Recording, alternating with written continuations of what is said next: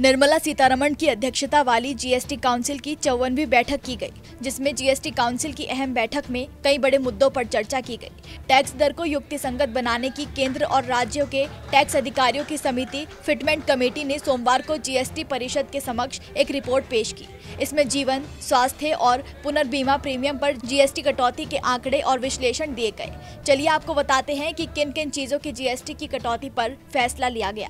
इस बैठक में मुख्य रूप से दो मुद्दों पर चर्चा की गई। हेल्थ इंश्योरेंस पर जीएसटी की दरें कम करने और 2000 रुपए से कम के online debit and credit card transaction पर 18% जीएसटी लगाने का मामला था। फिलहाल इंश्योरेंस प्रीमियम सस्ता होने नहीं जा रहा है, क्योंकि इस मसले पर अंतिम फैसला अगली बैठक तक के लिए टाल दिया गया है। इसके अलावा नमकीन पर जीएसटी की दरें 18% से घटाकर 12% करने का फैसला लिया गया है। साथ ही कुछ कैंसर की दवाओं पर जीएसटी की दरें कम करने पर सहमति बन गई है। मीटिंग के बीच उत्तराखंड के वित्त मंत्री ने बताया कि तीर्थ यात्रा पर जीएसटी घटाकर 5% कर दिया गया है। इसके अलावा चर्चा डेबिट और क्रेडिट कार्ड से 2000 रुपए तक के छोटे ऑनलाइन ट्रांजैक्शन के लिए बिल डेस्क और सीसी वेन्यू जैसे भुगतान एग्रीगेटर्स पर 18% जीएसटी लगाए जाने को लेकर होने वाले ऐलान पर नजर थी, लेकिन इसे लेकर कोई फैसला नहीं लिया जा सका और इस मामले को फिलहाल फिटमेंट कमेटी के पास भेज दिया गया है। तो वहीं इसके अलावा अधिकतर राज्य बीमा प्रीमियम की दरों में कटौती के पक्ष में हैं।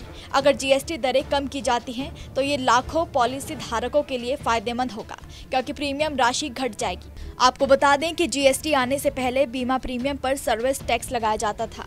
साल 2017 में जीएसटी लागू होने पर सर्विस टैक्स को जीएसटी प्रणाली में शामिल कर लिया गया था। बीमा प्रीमियम पर टैक्स लगाने का मुद्दा संसद में भी उठा था। विपक्षी सदस्यों ने स्वास्थ्य और जीवन बीमा प्रीमियम को जीएसटी से छूट देने की मांग की थी। यहां तक कि केंद्रीय मंत्री नितिन गडकरी ने भी इस मुद्दे पर सवाल उठाया था। केंद्रीय मंत्री नितिन गडकरी ने वित्त मंत्री को एक पत्र लिखकर इस टैक्स से राहत देने की अपील की थी। तब से ही विपक्ष इस मुद्दे को राजनीतिक विमर्श का हिस्सा बनाए हुए हैं। वहीं केंद्रीय वित्त मंत्री निर्मला सीतारमण ने भी संसद में बजट पर चर्चा के बाद अपने जवाब में इस मुद्दे को जीएसटी काउंसिल में उठाने की बात कही थी। नमस्कार, मैं हूं मानक गुप्ता।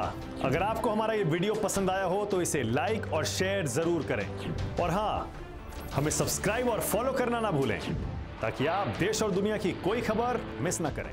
तो जुड़े रहिए हमारे साथ और देखते रहिए न्यूज़ 24।